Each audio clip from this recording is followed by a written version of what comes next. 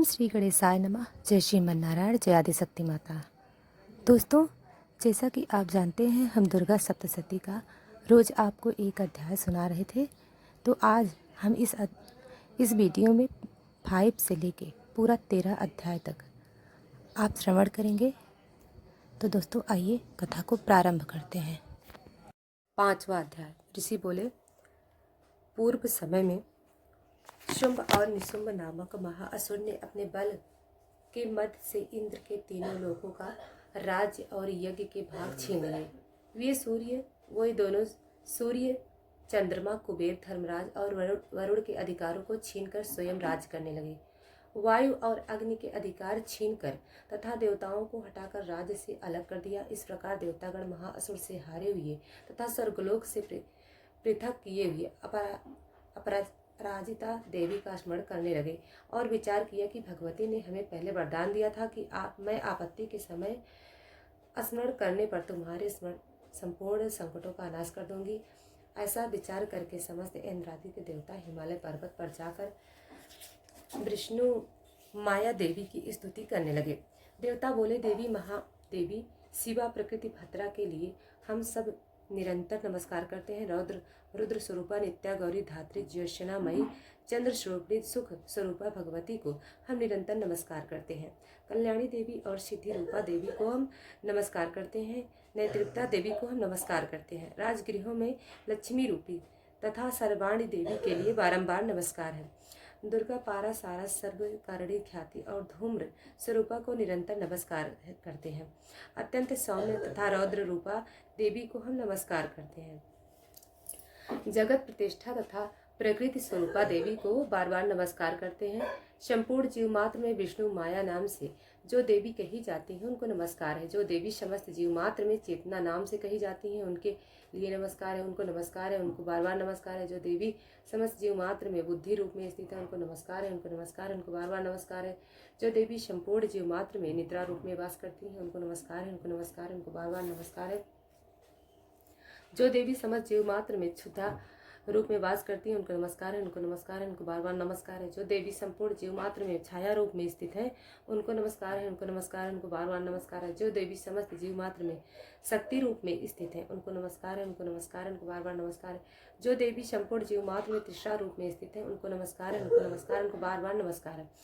जो देवी संपूर्ण प्राणियों में शांति रूप में स्थित है उनको नमस्कार है, उनको नमस्कार है, उनको नमस्कार है, उनको बार बार नमस्कार है। जो देवी समस्त प्राणियों में जाति रूप में स्थित है उनको नमस्कार है, उनको नमस्कार है, उनको बार बार नमस्कार है। जो देवी समस्त जीव मात्र में लज्जा रूप में स्थित है उनको नमस्कार है, उनको नमस्कार है, उनको बार बार प्रणाम है। जो देवी संपूर्ण जीव मात्र में शांति रूप में स्थित है उनको नमस्कार है, उनको नमस्कार है, उनको बार बार नमस्कार है। जो देवी समस्त जीव मात्र में श्रद्धा रूप में स्थित है उनको नमस्कार है, उनको नमस्कार है, उनको बार बार नमस्कार है। जो देवी समस्त जीव मात्र में कांति रूप में स्थित है उनको नमस्कार है, उनको नमस्कार है, उनको बार बार नमस्कार। जो देवी समस्त जीव मात्र में लक्ष्मी रूप में स्थित है उनको नमस्कार है, उनको नमस्कार है, उनको बार बार नमस्कार है। जो देवी समस्त जीव मात्र में वृत्ति रूप में स्थित है उनको नमस्कार है, उनको नमस्कार है, उनको बार बार नमस्कार है। जो देवी समस्त जीव मात्र में स्मृति रूप में स्थित है उनको नमस्कार है, उनको नमस्कार है, उनको बार बार नमस्कार है। जो देवी समस्त जीव मात्र में दृष्टि रूप में स्थित है उनको नमस्कार है, उनको नमस्कार, उनको बार बार नमस्कार है। जो देवी समस्त जीव मात्र में माता रूप में स्थित है उनको नमस्कार है, उनको नमस्कार, उनको बार बार नमस्कार है। जो देवी समस्त जीव मात्र में भ्रांति रूप में स्थित है उनको नमस्कार है, उनको नमस्कार, उनको बार बार नमस्कार। जो देवी समस्त इंद्रियों तथा अखिल जीव मात्र की अधिष्ठात्री हैं और समस्त जीव मात्र में निरंतर व्याप्त रहती हैं उनको बार बार नमस्कार है। जो देवी इस समस्त संसार में चैतन्य रूप में व्याप्त रहती हैं उनको नमस्कार है, उनको नमस्कार है, उनको बार बार नमस्कार। पूर्व समय में अपने अभीष्ट फल प्राप्ति के लिए देवताओं ने जिनकी स्तुति की थी तथा देवराज इंद्र ने बहुत दिन तक जिनका पूजन किया था, जो संपूर्ण मंगल का कारण है, वह ईश्वरीय हम सब की आपत्तियों को दूर कर कल्याण करे। प्रचंड दैत्य से कष्ट पाकर इसी प्रकार सभी देवता शरण में आकर जिसको प्रणाम करते हैं और शक्ति सहित विनय पूर्वक जिसका ध्यान करते हैं, वह ऐश्वर्य तत्क्षण हमारे संकट को दूर करे। ऋषि बोले, राजन, इस प्रकार देवगणों की प्रार्थना करते समय श्री पार्वती जी वहां गंगा जल में स्नान करने के लिए आई। तदंतर ही पार्वती जी के अंश से शिवा प्रकट होकर कहने लगी, ये संपूर्ण देवता स्वर्ग से शंभु के निकालने से और निशुंभ से संग्राम से हारने से मेरी प्रार्थना कर रहे हैं। पार्वती के शरीर से उत्पन्न हुई अंबिका संपूर्ण लोकों में कौशिकी नाम से प्रसिद्ध हुई। कौशिकी के उत्पन्न होने के पश्चात पार्वती का शरीर श्याम वर्ण का हो गया। तभी उनका नाम हिमालय पर रहने वाली कालिका हो गया। तदंतर परम मनोहर रूपा वाली अंबिका देवी को शुंभ और निशुंभ के दूत चंड और मुंड ने देखा और फिर उन्होंने जाकर शुंभ से कहा, महाराज, कोई परम रूपवान स्त्री हिमालय पर्वत को प्रकाशित कर रही है। हे असुरेश्वर, ऐसे सुंदर रूप की स्त्री पर किसी को देखने में नहीं आई है, इसलिए आप यह मालूम करें कि वह स्त्री कौन है और किसकी है तथा उसे ग्रहण कर ले। वह रत्न स्वरूपा स्त्री अपनी कांति से संपूर्ण दिशाओं को प्रकाशित कर रही है, उसे आप अवश्य देखें। हे असुरेश्वर, वैलोक्य में जितने रत्न, मणि, हाथी, घोड़े आदि हैं वे संपूर्ण आपके यहाँ सुशोभित है। हाथियों में श्रेष्ठ ऐरावत हाथी, उच्चैश्रवा नामक घोड़ा और पारिजात का वृक्ष ये संपूर्ण आपने इंद्र से छीन लिया है। हंस युक्त रत्न जड़ित ब्रह्मा जी का अद्भुत विमान भी आपके पास है। यह महापद नामक निधि आप कुबेर से ले आए हो। समुद्र ने आपको कांजलि नाम की माला प्रदान की है और वरुण का कंचन की वर्षा करने वाला छत्र और प्रजापति का उत्तम रत्न भी आपके यहाँ ही है। दैत्यराज यमराज से आपने उत्क्रांतिता शक्ति छीन ली है और तुम्हारे भाई निशुंभ ने वरुण से पासा छीन कर अपने पास रख लिया है। समुद्र से निकले हुए सब प्रकार के रत्न भी निशुंभ ने ले लिया है। अग्निदेव ने ना भस्म होने वाले ऐसे 2 वस्त्र अग्निदेव ने आपको दिए हैं। दैत्यराज, आपने इस तरह सभी रत्नों को एकत्रित कर लिया है और फिर आप स्त्रियों में रत्न रूप कल्याण करने वाली उस देवी को क्यों नहीं लाते? ऋषि बोले, शुंभ ने ऐसे चंड मुंड की बातें सुनकर असीर सुग्रीव को दूत बनाकर देवी के पास भेजा और उसे समझा कर कहा, मेरी आज्ञा से उससे इस तरह कहना कि ऐसा कार्य करना कि वह शांतिपूर्वक राजी खुशी से मेरे पास चली आए। वहाँ अति रमणीक पर्वत पर विराजमान देवी को सुग्रीव असुर ने जाकर देखा और बड़ी नम्रता से पूर्वक मधुर बाड़ी में बोला, हे देवी, असुरराज शुंभ तीनों लोगों का स्वामी है। उन्होंने मुझ दूत को आपके समीप भेजा है। उनकी आज्ञा का उल्लंघन देवगण भी नहीं करते। उन्होंने जो कुछ कहा है आप उस सुनिए। समस्त तीनों लोक मेरे हैं, सब देवता मेरे अधीन है और संपूर्ण यज्ञ के भागों को भी मैं ही पृथक पृथक ग्रहण करता हूँ। तीनों लोकों के उत्तम रत्न हमारे पास है और इंद्र का वाहन ऐरावत हाथी भी हमने छीन लिया है। समुद्र मंथन से उत्पन्न उच्चैश्रवा नामक घोड़ा भी देवताओं ने विनय पूर्वक मुझे भेंट कर दिया है। शोभने इनके अलावा अन्य जो कुछ भी नारत्न देवता गंधर्वता नाग के पास थे वे सभी हमको प्राप्त हो गए हैं। हे देवी, हम तुमको संसार भर की स्त्रियों में रत्न समझते हैं, क्योंकि रत्नों के भोगने वाले तो केवल हम ही हैं। हे चंचल नेत्र वाली, तुम मेरे या पराक्रमी मेरे भाई निशुंभ की सेवा में आ जाओ, क्योंकि तुम रत्न स्वरूपा हो। हमको ग्रहण करने से तुम्हें अतुल्य ऐश्वर्य मिलेगा। ऐसा अपनी बुद्धि से विचार कर हमारी पत्नी हो जाओ। ऋषि बोले, दूत की इस प्रकार बातें सुनकर संपूर्ण संसार को धारण करने वाली भगवती भद्रा गंभीर भाव से मुस्कुराती हुई कहने लगी। देवी बोली, हे दूत, तूने इस समय जो कुछ भी कहा वह सत्य है, इसमें कुछ भी असत्य नहीं है। शुंभ तीनों लोगों का राजा है और निशुंभ भी उसी के समान पराक्रम है, परंतु इस विषय में मेरी जो प्रतिज्ञा है उसे मैं किस तरह झूठा करूं? मैंने जो प्रतिज्ञा की है उसे सुन। जो मुझे संग्राम में जीतकर मुझे अभिमान को चूर्ण कर देगा तथा मेरे समान बलवान होगा वही मेरा पति होएगा। इसलिए शुंभ अथवा निशुंभ महाअसुर यहाँ आए, मुझे जीत लें और तत्काल ही मेरे साथ विवाह कर लें। दूत बोला, हे देवी, तुझे बड़ा अभिमान है, मेरे सामने इस प्रकार की बातें मत कह। तीनों लोकों में ऐसा कौन पुरुष है जो शुंभ तथा निशुंभ के सामने खड़ा हो सके? अन्य असुरों के सामने समस्त देवता युद्ध में नहीं ठहर सकते, तुम अकेली किस तरह उनके सामने युद्ध में ठहर सकोगी? इंद्रादिक सभी देवता जिन शुंभ निशुंभ के आगे नहीं ठहर सके, तुम स्त्री होकर उनका सामना किस भांति कर सकोगी? अतः तुम मेरे कथनानुसार उनके पास मेरे साथ चलो, अन्यथा केस पकड़कर घसीटते हुए उनके पास तुम्हें ले चलना पड़ेगा। देवी बोली, तूने जो कुछ कहा वह बिल्कुल ठीक है। शुंभ और निशुंभ दोनों ही अत्यधिक बलवान, परंतु मैं विवश हूँ, क्योंकि मैं बिना विचारे प्रतिज्ञा कर चुकी हूँ। सो इस कारण तू जा और असुरराज शुंभ से मैंने जो कुछ कहा है कहना, वह जो उचित समझे करे। इत श्री मार्कंडेय पुराण के देवी महात्म्य में देवी दूत संवाद नामक 5वां अध्याय समाप्त। 6ठा अध्याय। ऋषि बोले, देवी का यह कथन सुनकर क्रोध युक्त दूत ने दैत्यराज शुंभ के पास जाकर संपूर्ण कथा विस्तार पूर्वक सुना दी। तब दूत ने सब बातों को सुनकर असुरराज ने क्रोधित होकर असुर सेनापति धूम्रलोचन से कहा, हे धूम्रलोचन, तुम शीघ्र ही अपनी सेना सहित वहां जाओ और उस दुष्टा की कीस पकड़कर घसीटते हुए बलपूर्वक यहाँ ले आओ। यदि उसकी रक्षा करने कोई देवता, यक्ष या गंधर्व आवे तो उसे अवश्य मार डालना। ऋषि बोले, इस प्रकार शुंभ की आज्ञा लेकर धूम्रलोचन 60,000 असुरों की सेना लेकर वहां शीघ्र ही पहुंच गया और देवी को देखकर ललकार कर कहा, तू बहुत शीघ्र शुंभ और निशुंभ के समीप चली जा। यदि तू प्रसन्नता पूर्वक नहीं चलेगी तो मैं तेरे कीस पकड़कर तुझे घसीटता हुआ ले जाऊंगा। देवी ने कहा, दैत्येश्वर ने तुझ बलशाली को भेजा है। यदि तू मुझे बलपूर्वक ले जाएगा तो मैं उस समय तेरा क्या कर सकती हूँ। देवी ने कहा, देवी के ऐसा कहते ही धूम्रलोचन देवी के आगे दौड़ा तो उसी समय अंबिका ने हुंकार से उस असुर को भस्म कर दिया। तदंतर असुर सेना अत्यंत क्रोधित हो देवी की ओर बढ़ी। तब देवी बड़े तीखे बाण, शक्ति तथा फरसों की वर्षा करने लगी। इतने ही में देवी का वाहन सिंह अपने गर्दन के बाल हिलाता हुआ क्रोध से भयंकर गर्जना करते हुए असुर सेना पर झपटा। उसने कितनों को पंजों से, कितने को मुख से तथा होठ या दाढ़ से घायल करके मार दिया। अपने अपने नखों से कितने ही असुरों के पेट फाड़ दिए तथा पंजों की मार से कितने ही असुरों के शरीर से धड़ अलग कर दिए। कितने असुरों की भुजाएं और सिरों को काट डाला और अपने गर्दन के बालों को हिलाता हुआ कुछ दैत्यों को उदर को फाड़ कर रक्तपान करने लगा। उस महाबलशाली सिंह ने क्षण मात्र के में असुरों की संपूर्ण सेना को धराशायी कर दिया। शुंभ ने जब यह सुना कि देवी ने धूम्रलोचन को मार दिया है और उसके सिंह ने संपूर्ण सेना को नष्ट कर दिया है तो उसके होंठ क्रोध से फड़कने लगे और उसने चंडमुंड नामक महाअसुरों को आज्ञा दे दी, हे मुंड, तुम बहुत शक्तिशाली सेना लेकर जाओ और वहां से तुम उस स्त्री के केस पकड़ कर ले आओ। यदि वह न आवे और तुम्हें किसी प्रकार का संदेह हो तो उससे अपनी सेना सहित युद्ध करके उसकी हत्या कर देना और उस दुष्टा तथा उसके सिंह के को मर जाने पर भी बांधकर शीघ्र मेरे पास ले आना।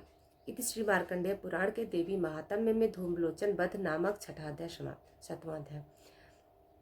ऋषि बोले, तदंतर शुंभ की आज्ञानुसार चंड और मुंड चतुरंगी सेना तथा संपूर्ण हथियारों से सुसज्जित होकर चल दिए और हिमाचल पर्वत पर पहुंचकर उन्होंने सिंह पर स्थिति देवी को मंद मंद मुस्कुराते हुए देखा। तब ये असुर धनुष और तलवार लेकर देवी की तरफ उसे पकड़ने को बढ़े।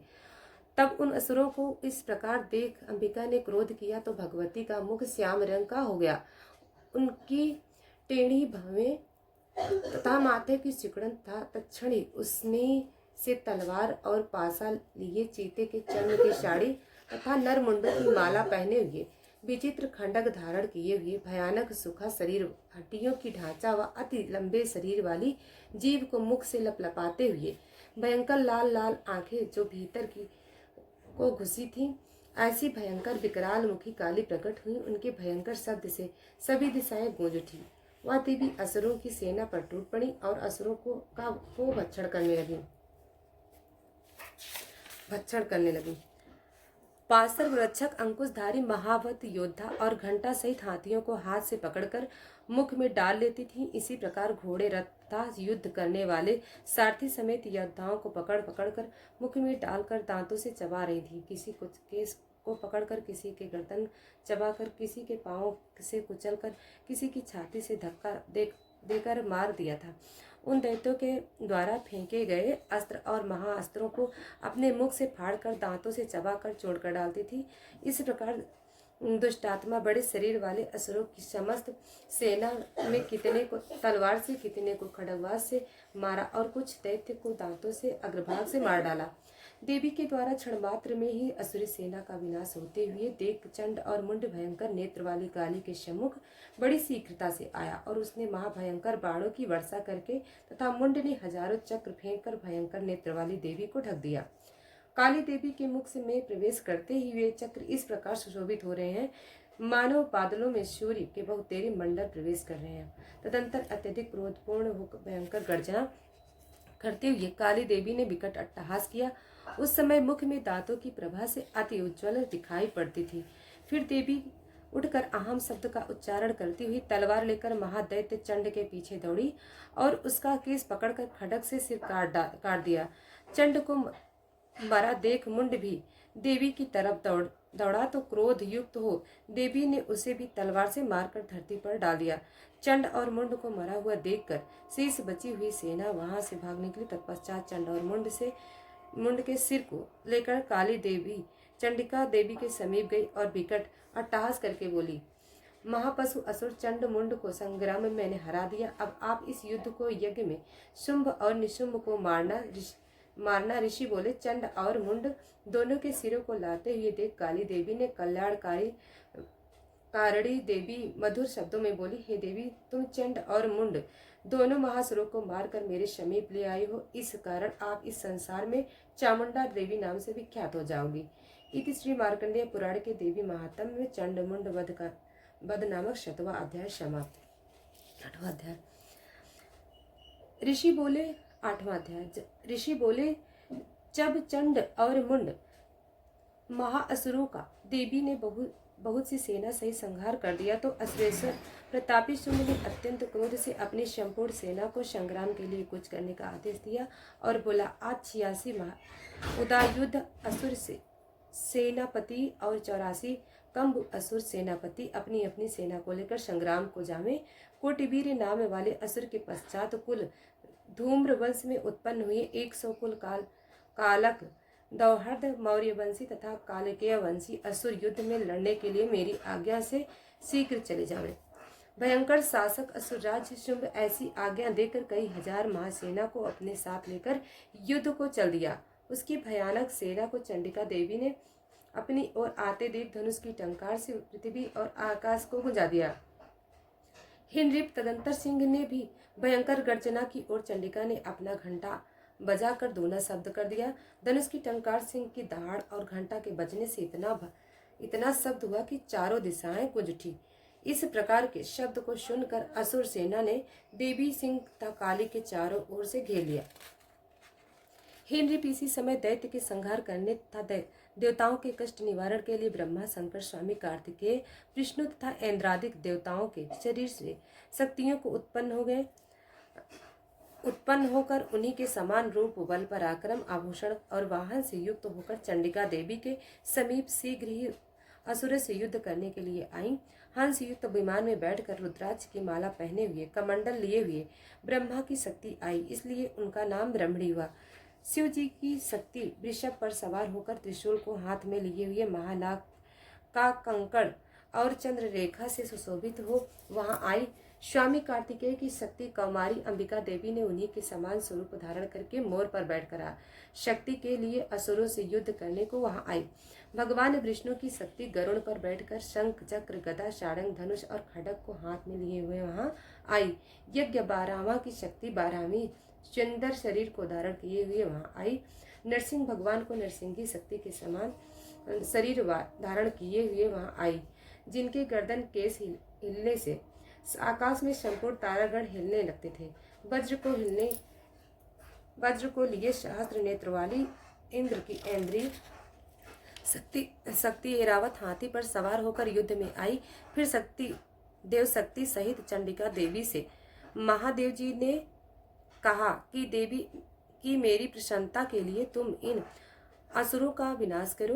तत्पश्चात देवी के शरीर से अत्यंत उग्र स्वरूप धारण किए हुए चंडिका प्रकट हुई, जिसकी चिक्कार सैकड़ों गिद्धों के समान थी। उस अपराजिता देवी ने धूम्रवर्ण जटा वाले शंकर जी से कहा, हे भगवान, आप मेरे दूत बनकर अत्यंत गर्वीले शुंभ, निशुंभ तथा अन्य असुर जो युद्ध करने के लिए वहां उपस्थित हैं उनसे जाकर कहना, हे असुरों, यदि तुम जीवित रहना चाहते हो तो पाताल लोक चले जाओ। वैलोक्य का राज्य इंद्र को दे दो और देवगणों को यज्ञ भाग का उपभोग करने दो। और अगर अपनी बल के घमंड से युद्ध करना चाहते हो तो मेरे आगे आ जाओ। मेरी योगिनियां तुम्हारे शरीर के रक्त पान करके तृप्त होंगी। भगवती ने शिव जी को अपना दूत बनाकर भेजा था, इस कारण देवी का संसार में शिवदूती नाम प्रसिद्ध हुआ। भगवान शंकर द्वारा देवी की बातों को सुनकर वे असुर अत्यंत क्रोधित हुए और वहां कात्यायनी देवी की उनके पास गए और क्रोध में आकर देवी के ऊपर बाण शक्ति तथा सृष्टि आदि की वर्षा की। असुर देवी चलाए गए बाण शूल शक्ति और फरसा को देवी ने अपने बाणों से खंड खंड कर दिया और वह काली देवी शत्रुओं को अपने त्रिशूल से विदीर्ण करते हुए था खंड वांग से को चलने लगी। ब्राह्मणी देवी जहाँ जाती वहां अपने कमंडल से उन असुरों पर जल छिड़क कर उनके बलवीर पराक्रम को नष्ट कर देती थी। इस बात भांति महेश्वरी ने असुर अत्यंत क्रोधित हो त्रिशूल से वैष्णवी देवी ने चक्र से और कौमारी देवी ने शक्ति से शत्रुओं का विनाश कर दिया। इंद्री देवी ने वज्र से सैकड़ों दैत्य कट कट कर पृथ्वी पर गिर पड़े तथा उनके शरीर से रक्त बहने लगा। 12वीं देवी ने अपने तुंड प्रहार से ही असुरों को नष्ट कर दिया। कुछ असुरों के वक्षस्थल को अपने दाढ़ों के अग्रभाग से फाड़ दिया और कुछ को चक्र से काट कर पृथ्वी पर गिरा दिया। नरसिंही देवी अपने नखों से असुरों को फाड़ फाड़ कर चबाते हुए संपूर्ण दिशाओं को अपने घोर शब्द से परिपूर्ण करते हुए रणभूमि में विचरने लगी। शिवदूती के विकट अट्टहास करने से व्याकुल होकर कितने ही असुर भूमि में मूर्छित होकर गिर पड़े। गिरते ही देवी ने उसको अपना ग्रास बना लिया। इस प्रकार मात्र गणों के क्रोध से महाअसुरों का विनाश होते हुए देख असुरों की सेना रणभूमि से भागने लगी और उनको इस प्रकार भागते हुए देख रक्तबीज नामक महाअसुर क्रोध युक्त होकर युद्ध स्थल में लड़ने आया। इस असुर के शरीर से रक्त की बूंद पृथ्वी पर पड़ते ही उसी के समान बलवान एक दूसरा महादैत्य पृथ्वी पर उत्पन्न हो जाता। रक्तबीज हाथ में गदा लेकर ऐन्द्री देवी से लड़ने लगा।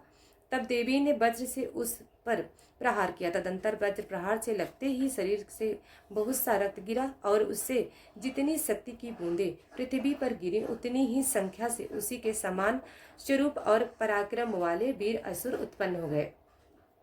वहां संपूर्ण दैत्य तीक्ष्ण शास्त्रों की वर्षा कर मात्र गणों के साथ घोर युद्ध करने लगे। फिर देवी ने वज्र प्रहार से उसका सिर काट दिया और उससे जो रक्त बहा उससे हजारों रक्तबीज दैत्य उत्पन्न हो गए। तब वैष्णवी देवी ने चक्र मारा और ऐन्द्री ने गदा मारी। वैष्णवी के चक्र से कटने पर उसके शरीर से जो रक्त बिंदु गिरे उससे हजारों असुर उत्पन्न हो गए जिसमें संपूर्ण विश्व व्याप्त हो गया। कौमारी ने शक्ति से, 12वीं ने खड्ग से और महेश्वरी ने त्रिशूल से उसको मारा। उस महा असुर रक्तबीज ने क्रोध युक्त होकर समस्त मात्र शक्तियों पर गदा से पृथक पृथक प्रहार किया। तब शक्ति और त्रिशूल आदि के प्रहार से उसके शरीर से जो रक्त की धारा पृथ्वी पर गिरी उससे सैकड़ों असुर उत्पन्न हुए। इस प्रकार उस असुर के रुधिर से उत्पन्न हुए असुरों से संपूर्ण विश्व व्याप्त हो गया। देवताओं को भय हुआ। देवताओं को दुखी देख चंडिका काली से बोली, हे चामुंडे, तुम अपना मुंह बड़ा करो और मेरे शस्त्र के प्रहार से मारे गए असुरों के शरीर से गिरे हुए रक्त से उत्पन्न महाअसुरों को आप भक्षण करो। इस प्रकार युद्ध में रक्त से उत्पन्न महाअसुरों का भक्षण करती हुई भक्षण करोगी तो उस असुर का संपूर्ण रक्त नष्ट हो जाएगा और इस प्रकार आप उस असुर का भक्षण कर लोगी तो अन्य नए असुर उत्पन्न नहीं होंगे। इस तरह काली देवी को समझाकर देवी ने रक्तबीज पर त्रिशूल से प्रहार किया और तत्काल ही रक्तबीज के रक्त से को काली ने अपने मुख से पी लिया। उस समय चंडिका पर रक्तबीज ने गदा से प्रहार किया परंतु देवी के ऊपर गदा के सामने से कुछ भी असर नहीं हुआ और उस घायल असुर के शरीर से रक्त गिरने लगा। उस रक्त को चामुंडा ने पीना प्रारंभ कर दिया और उससे उनके मुंह में असुर होने लगे। उन असुरों को चामुंडा खा जाती तथा रक्त पी जाती। तब देवी ने शूल, वज्र, बाण, तलवार, सृष्टि आदि के प्रहार से रक्तबीज को मार डाला। हे, इस प्रकार शास्त्रों के प्रहार से घायल और रक्त रहित होकर रक्तबीज पृथ्वी पर गिर पड़ा। ही राजन, उस रक्तबीज के पृथ्वी पर गिरते ही देवता अत्यंत प्रसन्न हुए और मात्र शक्तियां उन महासुरों का रक्त पी पीकर मदमोन्नत हो नृत्य करने लगे। इस मार्कंडेय पुराण से देवी महात्म रक्तबीज वध नामक 8वां अध्याय समाप्त। 9वां अध्याय। राजन ने कहा, हे भगवान, आपने रक्तबीज के वध से संबंध रखने वाला देवी के चरित्र मुझसे कहा। रक्तबीज की मृत्यु के उपरांत क्रोधित शुंभ और निशुंभ ने क्या किया, अब यह सुनना चाहता हूँ। ऋषि बोले, हे नृप, रक्तबीज की सेना सहित मरने पर शुंभ और निशुंभ बहुत क्रोधित हुए। इस प्रकार अपनी बहुत सी सेना का विनाश होते हुए देख निशुंभ देवी के आगे दौड़ा। उसकी 7 असुरों की प्रधान सेना थी और उसके आगे पीछे तथा पार्श्व भाग में बड़े बड़े असुर थे, जो क्रोध से ओढ़ चबाते हुए देवी को मारने आए। वह महावीर शुंभ भी अपनी सेना सहित बड़े क्रोध से चंडिका देवी को मारने आया।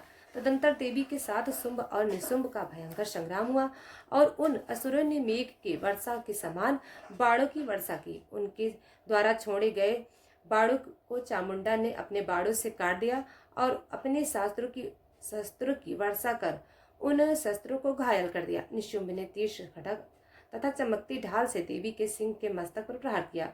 देवी ने अपने वाहन को पिटता देख शूरपुर नामक तीक्ष्ण बाणों से निशुंभ की तलवार से अष्टचंद्र की ढाल को काट दिया। ढाल तलवार के कटते ही निशुंभ ने शक्ति चलाई तो देवी ने अपने चक्र से काट दिया, इससे 2 टुकड़े कर दिए। तदंतर निशुंभ ने क्रोधित हो देवी को मारने के लिए शूल को फेंका, परंतु देवी ने मुक्के से उसे चूड़ कर दिया। फिर उसने गदा घुमाकर चंडिका पर फेंका, परंतु देवी ने उस गदा को त्रिशूल से भस्म कर दिया। तत्पश्चात निशुंभ को फरसा लेकर आते हुए देख देवी ने बाणों से मारा तो वह पृथ्वी पर गिर पड़ा। उस महान बलशाली निशुंभ को पृथ्वी पर गिरा देखकर शुंभ अत्यंत क्रोधित होकर अंबिका को मारने दौड़ा। वह उत्तम अस्त्र शस्त्रों से सुसज्जित बड़ी 8 भुजाएं से समस्त आकाश को ढके हुए रथ पर बैठा हुआ था। देवी ने शुंभ को आते हुए देख शंख नाद किया तथा धनुष की प्रत्यंचा से अति दुष्ट शब्द किया। वह असुर सेना के तेज को नष्ट करने वाला घंटे का शब्द किया, जिसकी ध्वनि संपूर्ण दिशाओं में व्याप्त हो गई। तदंतर हाथियों के महामद को चूर करने वाले सिंह ने भी अपने गर्जन से आकाश, पृथ्वी और समस्त दिशाओं को गुंजा दिया। इसके बाद काली आकाश में दोनों हाथों से पृथ्वी पर आघात किया, जिससे ऐसा भयानक शब्द हुआ कि पहले के समस्त शब्द शांत हो गए। फिर शिवदूती असुरों के लिए अमंगलजनक अट्टहास किया, जिनके सुनते ही संपूर्ण असुर थर्रा उठे तथा शुंभ को बड़ा क्रोध हुआ। उस समय अंबिका ने कहा, रे दुष्टात्मा, खड़ा। तभी आकाश में स्थित देवगढ़ जय जयकार करने लगे। उस समय शुंभ ने अत्यंत भीषण अग्नियुक्त शक्ति छोड़ी, जिसे देवी ने अपनी महोल्का नामक शक्ति से काट डाला। हे राजन, फिर शुंभ ने सिंहनाद से तीनों लोग पूरित हो गए तथा वज्रघात के सट्टस ऐसा भयंकर शब्द हुआ, जिसने सभी शब्द जीत लिए। शुंभ के छोड़े गए बाणों को देवी के छोड़े हुए बाणों को शुंभ अपने उग्र बाणों से हजारों टुकड़े कर दिए। फिर क्रोधित होकर चंडिका ने निशुंभ को त्रिशूल से मारा, जिससे वह मूर्छित हो पृथ्वी पर गिर पड़ा।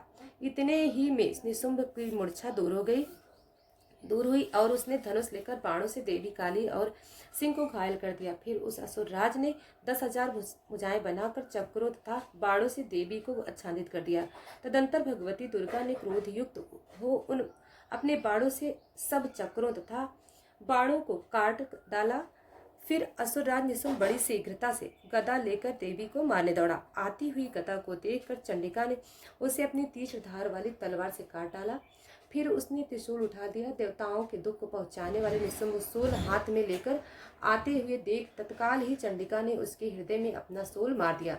शूल से घायल होते ही उसके हृदय से एक दूसरा बलवान तथा पराक्रमी पुरुष ठहर ठहर करता हुआ प्रकट हुआ। उसके प्रकट होते ही देवी ने हंसते हुए तलवार से उसका सिर काट डाला और वह युद्ध भूमि में गिर पड़ा। तदंतर सिंह अपने तेज दांतों से असुरों को खाने लगा। उधर काली तथा शिवदूती भी अन्य असुरों को खाने लगी। कितने ही महाअसुर को कौमारी ने नष्ट कर दिया तथा ब्रह्मणी ने मंत्रपूत जल से बहुत से असुरों को निस्तेज कर दिया। कितने ही असुर को महेश्वरी ने त्रिशूल से धराशायी कर दिया तथा बाराहवी ने अपने तुंड प्रहार से कितने असुर को चूर चूर कर दिया। वैष्णवी ने चक्र से असुरों को खंड खंड कर दिए। ऐन्द्री ने वज्र तथा बहुतों को मार गिराया। कुछ असुर तो मारे गए, कुछ संग्राम के लिए भय से ही मर गए तथा कुछ काली सिंह तथा शिवदूती के ग्रास बन गए। इत मार्कंडेय पुराण के देवी महात्म्य में निशुंभ वध नामक 9वां अध्याय समाप्त। 10वां अध्याय। ऋषि बोले, अपने प्राण प्रिय भ्राता निशुंभ को बरा हुआ देख सारी सेना का संहार होता हुआ जान शुंभ कुपित होकर बोला, दुष्ट दुर्गे, तू अभिमान न कर। तू दूसरों के बल का सहारा लेकर झूठे अभिमान में चूर होकर संग्राम करती है। देवी बोली, रे दुष्ट, इस संसार में मैं अकेली हूँ, मेरे अलावा दूसरा कौन है? देख, ये विभूतियाँ मेरी ही हैं जो मेरे में प्रवेश कर रही हैं। तत्पश्चात ब्राह्मणी आदि सभी देवता अंबिका देवी के शरीर में लीन हो गई और केवल अंबिका ही शेष रह गई। देवी बोली, मैं अपनी विभूतियों द्वारा अनेक रूपों से युद्ध में उपस्थित थी। अब मैंने समस्त रूपों को समेट लिया है और मैं अकेली खड़ी हूँ, अतः तुम स्थिर हो जाओ। ऋषि बोले, तदंतर देवताओं और दैत्यों के सन्मुख देवी और शुंभ का घोर संग्राम आरंभ हो गया।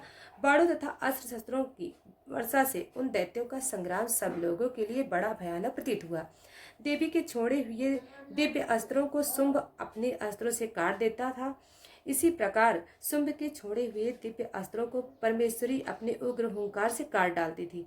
तब शुंभ ने सैकड़ों बाणों के प्रहार से देवी को ढक दिया। देवी ने क्रोध हो धनुष को अपने बाण से काट दिया। धनुष के कटते ही शुंभ ने हाथ में शक्ति को उठाया तो देवी ने अपने चक्र से उसके हाथ में स्थित शक्ति को काट दिया। तदंतर शुंभ ने सैकड़ों चमकती हुई ढाल तथा तलवार से देवी के ऊपर प्रहार किया।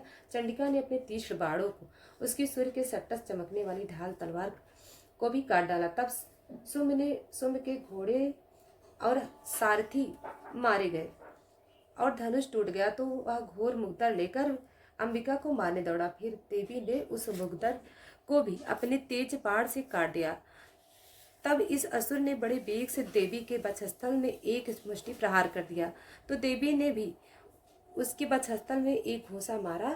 तब घूंसा खाकर देवी भूमि पर गिर पड़ा और तत्काल ही खड़ा हो गया। फिर उसने उछलकर देवी को पकड़कर आकाश में ले जाकर चंडिका के साथ संग्राम किया। उस घोर संग्राम को देखकर समस्त सिद्ध और मुनि आश्चर्यचकित हो गए।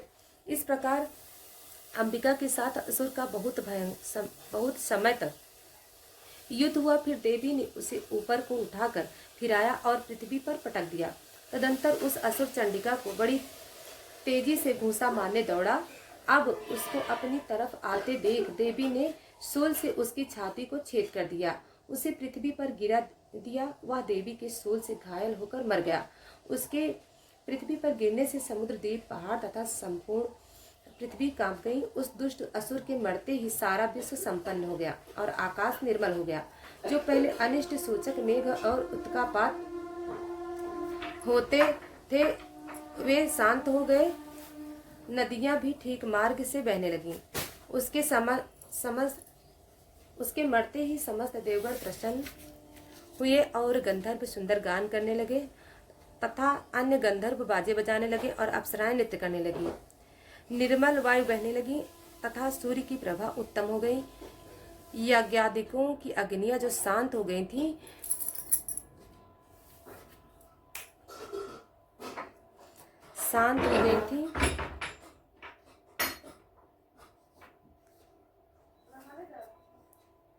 उद्यागितों की अग्नियां जो शांत हो गई थी वह प्रज्वलित हो गई तथा संपूर्ण दिशाओं के भयंकर शब्द शांत हो गए। श्री मार्कंडेय पुराण से देवी महात्म शुंभ वध नामक 10वां अध्याय समाप्त। 11वां अध्याय। ऋषि बोले, देवी के द्वारा महादैत्यपति शुंभ के मारे जाने पर इंद्रादिक समस्त देवता ने अग्नि को आगे करके अभीष्ट के प्राप्त होने के कारण कात्यायनी देवी की स्तुति करने लगे। उनके मुख कमल खिल गए थे। देवता बोले, हे शरणागत के दुखों को दूर करने वाली देवी, संपूर्ण संसार की माता, प्रसन्न हो। हे विंध्येश्वरी, प्रसन्न हो और जगत की रक्षा करो। ये देवी, चराचर जगत की तुम ही ईश्वरी कही जाती हो। इस विश्व की एकमात्र आधार तुम ही हो, क्योंकि तुम पृथ्वी रूप स्थित हो। देवी, आपका पराक्रम अतुलनीय है। आप जल रूप होकर संपूर्ण जगत को तृप्त करती हो। देवी, आप अत्यंत बलयुक्त विष्णु की शक्ति हो तथा विश्व की उत्पन्ना सर्वोपरि माया हो। इस संपूर्ण पृथ्वी को अपने मोह में डाल रखा है। आपके प्रसन्न होने से मुक्ति की प्राप्ति होती है। देवी, समस्त विद्याएं आप ही की मूर्ति हैं। संसार की समस्त स्त्रियां आपकी ही मूर्ति हैं। हे अम्बे, एक तुमसे ही यह समस्त संसार व्याप्त है। तुम्हारी स्तुति किस भांति की जा सकती है? तुम तो स्तुति करने योग्य पदार्थों से परे हो। हे देवी, आप सभी में विद्यमान हो, स्वर्ग और मोक्ष की दाता हो। आपकी स्तुति किन शब्दों में की जा सकती है? बुद्धि रूप में समस्त जीवों में स्थिर हो। नारायणी देवी तुम स्वर्ग और मोक्ष को देने वाली हो, तुमको नमस्कार है। नारायणी काला काष्ठादि के रूप में क्रमशः परिणाम अवस्था परिवर्तन की ओर जाने वाली तथा संसार का उपसंहार करने में समर्थ आपको नमस्कार है।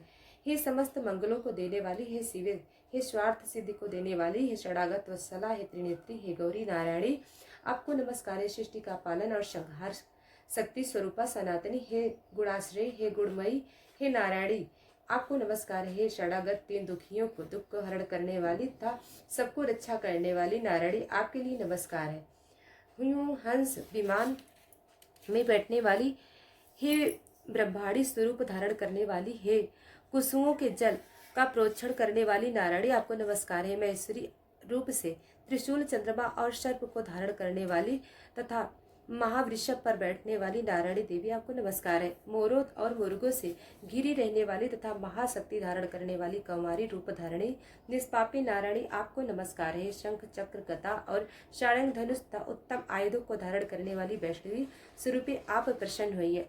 हे नारायणी आपको नमस्कार है। हे उग्र महा चक्र धारणी अपने दांतों पर पृथ्वी को रखे हुए 12 रूपिणी शिवे, हे नारायणी आपको नमस्कार है। भीषण नरसिंह स्वरूप धारण कर असुरों को मारने वाली वैलोक की रक्षा में समर्थ हे नारायणी आपको नमस्कार है। समस्त के किरीट तथा हाथों में महावज्र धारण किए हुए सहस्त्र नेत्रों से प्रकाशमान और मृवासुर के प्राणों को हरने वाली, हे इंद्री, हे नारायणी आपको नमस्कार।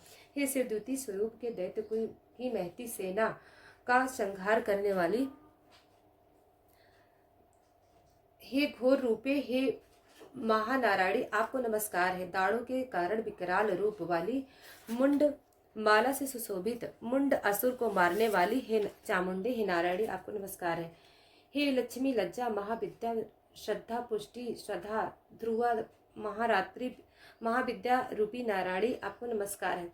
मेधा सरस्वती बराभूति बाभृणी तापसी नेता और ईशा स्वरूप, हे नारायणी आपको नमस्कार है। हे सर्व स्वरूपा सर्वेश्वरी सर्वशक्तिमान, हे दुर्गे आप हमारी सब भाइयों से रक्षा कीजिए। आपको नमस्कार है। नारायणी कत्यानी तीन नेत्रों से विभूतित मुख वाली हमारी संपूर्ण भयों से रक्षा करो। आपको नमस्कार है। भद्रकाली ज्वालाओं के समान भयानक और समस्त असुरों के विनाश करने वाला आपका त्रिशूल हमारी सब भयों से रक्षा करे। आपको नमस्कार है। देवी अपनी ध्वनि से संपूर्ण विश्व को व्याप्त कर असुरों के तेज का विनाश आपका घंटा समस्त पापों उसी प्रकार से रक्षा करें जैसे माता अपने पुत्रों को बुरे कर्म से रक्षा करती है। चंडिके असुरों की रक्त और चर्बी से रंगे हुए आपके हाथ में चमकता हुआ खड्ग हमारी रक्षा करे। हम आपके को नमस्कार करते हैं। देवी तुम प्रसन्न होने पर सब रोगों का नाश कर देती हो और दुष्ट होकर समस्त अभिलाषित कामनाओं का विनाश करती हो। आपके शरणागत मनुष्य पर कभी आपत्ति नहीं आती। जो आपके आश्रय होते हैं वे सबके आश्रय बन जाते हैं। हे अंबिके देवी आपने अपने विषय को विविध रूप में विभाजित कर इन धर्मद्रोही असुरों का संहार किया है। यह सब कार्य करने में किसी और की सामर्थ्य नहीं है थी, पर समस्त विद्याएं ज्ञान प्रकाशित करने वाले शास्त्रों में तथा वेदों में आपका ही वर्णन है। आप ही इस विश्व को अंधकार रूप ममता के गड्ढे से बचा सकती हो, जहाँ राक्षस भयंकर विषैले सर्प दुश्मन चोर डाकू और लुटेरे की दल एवं दावानल हो वहाँ तथा समुद्र के मध्य में आप विश्व की रक्षा करती हुई सर्वेश्वरी आप विश्व की परिचालिका हो, विश्व स्वरूपा होकर समस्त विश्व को धारण किए हुए आपकी प्रार्थना भगवान विश्वेश्वर भी करते हैं। जो भक्ति तथा नम्रता सहित आपके मुख नतमस्तक होते हैं वे संपूर्ण विश्व के आश्रय होते हैं। देवी आप प्रसन्न होइए। आपने इस समय जिस तरह असुरों का विनाश करके तत्काल ही हमारी रक्षा की है, उसी तरह हमारी असुर से सदा रक्षा करती रहना। संपूर्ण विश्व के पापों तथा उत्पात के कारण पैदा होने वाले महामारी आदि बड़े बड़े उपद्रवों को शीघ्र ही दूर करें। विश्व के समस्त दुखों को दूर करने वाली हे देवी हम चरण में पड़े हुए हैं, हम पर आप प्रसन्न होइए। वैलोक के निवासियों की पूजनीय परमेश्वरी आप हम पर प्रसन्न होकर वर दें। देवी बोली, हे देवगण मैं वरदान देने वाली हूँ, जगत के उपकार करने वाले अभिलाषित वरदान मुझसे मांगो, मैं अवश्य दूंगी। देवता बोले, हे अखिलात्मके आप इस वैलोक की समस्त बाधाओं को समन करती रहिए और हमारे दुश्मनों का नाश करती रहिए। देवी बोली, वैवस्वत मनवंतर के 28वें युग में मैं शुंभ और निशुंभ नामक दोनों महाअसुर पैदा होंगे। तब मैं नंद गोपा के घर में उनकी स्त्री यशोदा के गर्भ से उत्पन्न होकर विंध्याचल पर्वत पर उन दोनों महाअसुरों का संहार करूंगी। तत्पश्चात पृथ्वी पर अत्यंत उग्र स्वरूप से अवतार लेकर वैपरीचित नामक असुरों का विनाश करूंगी।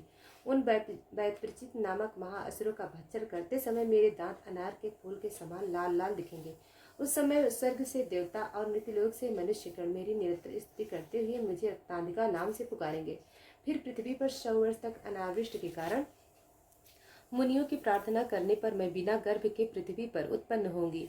तदंतर 100 नेत्रों से मुनियों को देखूंगी। अतः मुनि मनुष्य मुझसे सताक्षी नाम से ही मेरी स्तुति करेंगे। हे देवताओं, तदंतर मैं अपने शरीर से उत्पन्न शोकों द्वारा जब तक वर्षा ना होगी तब तक संपूर्ण विश्व का पालन करूंगी। इस कारण जगत में मेरा नाम शाकंभरी प्रसिद्ध हुआ। और उसी समय मैं दुर्गम नामक असुर को मारूंगी। इस समय मेरा नाम दुर्गा देवी प्रसिद्ध होगा। और फिर मैं भीम रूप धारण करके मुनिजनों की रक्षा के लिए हिमालय वासी असुरों का भक्षण करूंगी। इस प्रकार मेरा नाम भीमा देवी प्रसिद्ध होगा। जिस समय आरुण नामक असुर तीनों लोकों में भयंकर उपद्रव करेगा, उस समय मैं असंख्य भवरों का रूप बनाकर उस महाअसुर का वध करूंगी। तब संसार में सभी मनुष्य मेरी भ्रामरी नाम से स्तुति करेंगे। इस प्रकार जब जब इस विश्व में दानवों द्वारा उपद्रव उत्पन्न होंगे, तब तब मैं अवतार लेकर असुरों के संहार करूंगी। इति श्री मार्कंडेय पुराण से सार्वाणिके मनवंतर की कथा के अंतर्गत देवी स्तुति नामक 11वां अध्याय समाप्त। 12वां अध्याय। देवी बोली, जो मनुष्य एकाग्र मन से नित्य प्रति श्रोत दुर्गा सप्तशती से मेरी प्रार्थना करता है, उस मनुष्य की संतति बाधाओं का मैं निश्चय ही समन कर देती हूँ। जो मधु करटप का विनाश, महिषासुर का घात और शुंभ निशुंभ के वध का कीर्तन करेंगे, तथा अष्टमी चतुर्दशी तथा दोनों पक्षों की नवमी को एकाग्र मन से मेरे महात्म्य को भक्ति सहित श्रवण करेंगे, उनके समस्त पाप तथा पाप जनित आपत्तियां भी दूर हो जाएंगी। उनके घर में दरिद्रता ना होगी और ना उनके स्वजनों का वियोग ही होगा। ऐसे मनुष्य को शत्रु, चोर, राजा, शस्त्र, अग्नि और जल आदि से भय नहीं होता। इस कारण एकाग्र मन से मेरी इस महात्म्य का भक्ति सहित पाठ करना और श्रवण करना चाहिए। मेरा यह महात्म्य महामारी से उत्पन्न समस्त उपद्रव तथा तीनों प्रकार से उत्पातों को शांत करने वाला है। जिस स्थान पर भली भांति नित्य प्रति महात्म्य के पाठ किया जाता है, उस स्थान को मैं कदापि छोड़ के नहीं जाती, वहाँ सदैव निवास करती हूँ। बलिदान, पूजा, हवन तथा अन्य महोत्सव आदि में मेरा यह महात्म्य पाठ करना और श्रवण करना चाहिए। जानकर या बिना जाने जो भी बलि, पूजा तथा हवन करेगा, मैं उसे प्रसन्नता पूर्वक ग्रहण करूंगी। प्रति वर्ष सत्काल में जो महापूजा की जाती है, उस अवसर पर मेरा महात्म्य भक्ति पूर्वक श्रवण करने से मनुष्य समस्त बाधाओं से विमुक्त होकर धन धान्य तथा पुत्र पौत्रों से परिपूर्ण हो जाएगा। इनमें तनिक भी संदेह नहीं है। जो मेरे इस महात्म्य तथा शुभ उत्पत्तियों को और पराक्रम को श्रवण करेंगे, वे युद्ध में निर्भय हो जाते हैं। इस महात्म्य के सुनने वाले के शत्रु नष्ट हो जाते हैं, उनका कल्याण होता है और उनका कुल कुटुंब आनंदित रहता है। शांति कर्म के खोटे स्वप्न दिखने पर ग्रह जनित भयंकर पीड़ा में होने वाले समस्त कष्ट शांत हो जाते हैं। मेरा महात्म्य बाल ग्रहों से आक्रांत हुए बालकों को शांति देता है तथा परस्पर के विरोध मिटाकर मैत्री उत्पन्न करने वाला है। इसके पाठ मात्र से राक्षस, भूत और पिशाचों का विनाश हो जाता है। यह मेरा महात्म्य मनुष्य के मेरे समीप लाने वाला है। पशु, पुष्प, अर्घ्य, धूप, गंध, दीप, ब्राह्मणों को भोजन, हवन और दिन रात का अभिषेक और नाना प्रकार के भोग चढ़ाकर निरंतर 1 साल तक पूजन करने से मैं जितना प्रसन्न होती हूँ, इस महात्म्य के सुनने से उतनी ही प्रसन्नता इस महात्म्य के सुनने से होती हूँ। मेरे महात्म्य के श्रवण करने से समस्त पाप नष्ट हो जाते हैं, सब रोग नष्ट हो जाते हैं। मेरे प्रादुर्भाव के कीर्तन करने से समस्त भूतों से रक्षा होती है। उसे श्रवण करने से मनुष्य को शत्रु भय नहीं रहता। आपके द्वारा जो मेरी स्तुति की गई है और जो ब्रह्म ऋषियों ने स्तुति की है तथा ब्रह्मा जी ने जो स्तुतियाँ की हैं, इनके पाठ करने से बुद्धि श्रेष्ठ हो जाती है। वन में, सोने मार्ग में अथवा दावाग्नि से घिरे जाने पर, निर्जन स्थान व लुटेरे से घिर जाने पर, दुश्मनों से पकड़े जाने पर, वन में सिंह, व्याघ्र तथा जंगली हाथियों के पीछा करने पर कुद्रनिपति के आदेश से बंद फांसी के लिए गिरफ्तार किए जाने पर तथा सागर में नौका पर बैठने के बाद वायु के वेग से नौका के डगमगाने पर और युद्ध में दारुण शास्त्रों की वर्षा के समय सर्व प्रकार की आपत्तियों तथा अनेक शास्त्रों की वर्षा के समय पूर्व सर्व प्रकार की आपत्ति तथा अनेक प्रकार की यंत्रणाओं से दुखी होने पर जो मनुष्य मेरे इस चरित्र का स्मरण करते हैं वह समस्त संकटों से मुक्त हो जाते हैं। मेरे प्रभाव से सिंह आदि व लुटेरे तथा शत्रु उससे दूर हो जाते हैं। ऋषि बोले, इस प्रकार इतनी कथा कहकर प्रचंड विक्रमा भगवती चंडिका देवी समस्त देवताओं को देखते ही देखते अंतर ध्यान हो गई और सभी देवता निर्भय होकर पूर्ववत अपने अपने अधिकारों का पालन करने लगे और शत्रु के नष्ट हो जाने पर अपने अपने यज्ञ भाग को भोग करने लगे। युद्ध स्थल में देवी के द्वारा असुर तथा शुंभ निशुंभ के मारे जाने से शेष सभी राक्षस पाताल लोक में चले गए। हे राजन, भगवती अंबिका देवी इस भांति नित्य होती हुई भी अनेक बार जन्म लेकर जगत की रक्षा करती हैं, वहीं विश्व को मोहित करती हैं और वह ही जन्म ले देती हैं तथा वे ही प्रार्थना करने पर संतुष्ट हो विज्ञान स्मृति प्रदान करती हैं। राजन, जब प्रलय काल में महाकाली से यह समस्त ब्रह्मांड व्याप्त हो जाता है तब यह देवी महाकाल रूप महामारी और उत्पत्ति काल में रिद्धि के रूप में उत्पन्न होती है और पालन के समय वह सनातनी देवी प्राणियों की रक्षा करती हैं। वही देवी अभ्युदय के समय लक्ष्मी रूप हो मनुष्य को अनेक प्रकार से ईश्वर को वृद्धि करती हैं और आपत्ति काल में लक्ष्मी का नाश करती हैं। पुष्प दीप गंध आदि से पूजा करने तथा स्तुति करने पर देवी धन पुत्र और धर्म में सुमति तथा उत्तम गति प्रदान करती हैं। इति श्री मार्कंडेय पुराण देवी महात्म्य में फल स्तुति नामक 12वां अध्याय समाप्त। 13वां अध्याय। ऋषि बोले, हे राजन, भगवती का यह श्रेष्ठ महात्म मैंने तुम्हें सुना दिया। इस संसार को धारण करने वाली भगवती का प्रभाव ऐसा है, इस कारण हे राजन आप उस परमेश्वरी की शरण में ही जाइए और वही भगवती आराधना करने से मनुष्यों को भोग स्वर्ग मोक्ष आदि देती हैं। मार्कंडेय ऋषि बोले, कौष्टिक जी, इस प्रकार ऋषि की बात सुनकर राजा सूरत ने उत्तम व्रतधारी महाभाग मेधा ऋषि को प्रणाम किया तथा ममता और राज्य आदि के हरण से दुखी होकर तत्काल ही वह राजा तप करने चला गया। वह वैश्वी नदी के समीप जाकर भगवती के दर्शनार्थ देवी के सूक्ति का जप करने लगा और फिर राजा तथा वैश्य दोनों नदी के समीप मृतिका से देवी की मूर्ति बनाकर प्रतिदिन पुष्प धूप और हवन तर्पण आदि से देवी की पूजा करने लगे। वे कुछ काल तक तो नियमित आहार और फिर निराहार तथा तन्मय और सम्मोहित मन होकर पूजा करने लगे। उन दोनों ने अपने शरीर से रक्त निकालकर बलि दी। इस प्रकार 3 वर्ष तक के संयम युक्त आराधना करने से संसार को धारण करने वाली चंडिका प्रसन्न होकर प्रकट होकर कहने लगी, हे राजन और हे वैश्य, तुम मुझसे वरदान मांगो, जो चाहो मांगो वही दूंगी। मार्कंडेय ऋषि बोले, तदंतर राजा बोला कि मुझे अगले जन्म में अखंड राज्य मिले और इस जन्म में भी अपने बल से शत्रुओं को बल को नष्ट करके अपना राज्य प्राप्त करूं। वैश्य ने विरक्त हो या मेरा और माया का मोह और शंख को नाश करने वाला ज्ञान मांगा। देवी बोली, हे राजन, अल्पकाल में ही तुम अपने राज्य को प्राप्त करोगे और शत्रुओं का नाश करके तुम अखंड राज्य सुख भोगोगे और मरने के बाद भगवान सूर्य के जन्म प्राप्त कर विश्व में सर्वाणी मनु नाम से विख्यात हो जाओगे। हे वैश्वर, तुमने मुझसे जो वरदान मांगा है मैं तुम्हारे लिए वही देती हूँ। तुम्हें मोक्ष देने वाला ज्ञान प्राप्त होगा। मार्कंडेय ऋषि बोले, इस तरह राजा के वैश्य को इच्छानुसार वरदान देकर तथा भक्ति युक्त प्रार्थना करने पर देवी तत्काल ही अंतर्ध्यान हो गई। इस प्रकार राजा सूरत देवी से इच्छित वर प्राप्त कर सूर्यदेव से जन्म ले सर्वाणी नामक मनु होंगे। इति मार्कंडेय पुराण से सर्वाणी मनवंतर की कथा के अंतर्गत देवी महात्म्य में सूरत और वैश्य को वरदान नामक 13वां अध्याय समाप्त। अथ श्री दुर्गा चालीसा।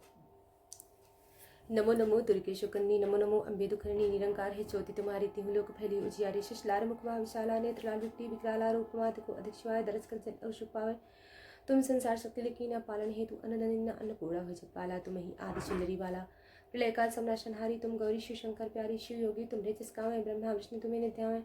रूप सरस्वती को तुम धारादेश बाराधर आरोप नरसिंह को अम्बा परगण वही फाड़ कर कंबा रक्षा कर प्रहलाद बचाए ऋणा कुश को शर पठाए लक्ष्मी रूपधर जगमाही श्री नारायण अंशमाही क्षीर सिंध में करत बिलासा दया सिंधीजे मन आशाही गलाज में तुम्हें भवानी महिमा मिथ जात बखानी मातंगी धूमती माता भुवनेश्वरी बंगला सुखदाता श्री भैरव तारा जगतारणी छिंदवाल बोध कुमारणी के हरिवाहन शो भवानी लंगर वीर चला तगवानी कर में खपर खंड विराजे जाको देख काल दरवाजे शोहे अस्त्र और सोला जाते उठा शत्रु शूला नागकोट में तुम्हें रहते हो लोग में डंका बाजा शिव शिव धारा तुम्हारे रक्त भी शंकर शंगारे महिषासुर ने पाती मानी जे भार में युगला निरूप कराल काल को धारते से संघारा परिगाढ़ संतन पर जब जब भई सहाय मातम तब तब अमरपुरी और सब लोग का तब महिमा सबरे शोका बाला में है जो तुम्हारी तुम्हें सदा पूजन नारे प्रेम भक्ति से जो जस गावे दुख दर्द निकट नहीं आवे ध्यान में तुम्हें जो नर्मलाई जन्म ताको छुट जाए योगी सुरमुकारी योग नाम विशक तुम्हारे शंकर आचर तब तीनों काम रूप वची सबने निज दिन ध्यान दर शंकर को काव काल नहीं शुभ तुमको शक्ति रूप को मरम न पायो शक्ति गई तुम मन पछतायो शरणागत कीर्ति बिखानी जय जय जय जय जय भगवानी विभीषण आज दम्बा दैविक ने कीन विलंबा मोको मात कष्ट के गिरो तुम बिन कौन हरि दुख मेरो आशाति शान पर सतावे एक मुरत नितर पावे शत्रुनाश की जय महारानी शुभ चित्त में वाणी मरो कृपा ही माधु दयाला रीति सिद्धि करो यारा जब जब जीवन दया फल पाऊं तुम मुझे पर सदा सुनाओ दुर्गा चालीसा जो का विश्व शुभ परम पावे देवी दर्शन में निग्रह कृपा जगदम भवानी इत्र श्री दुर्गा चालीसा समाप्त। जय माता दी। दोस्तों वीडियो को लाइक सब्सक्राइब अभी तक नहीं किया है तो अभी कर लें। धन्यवाद।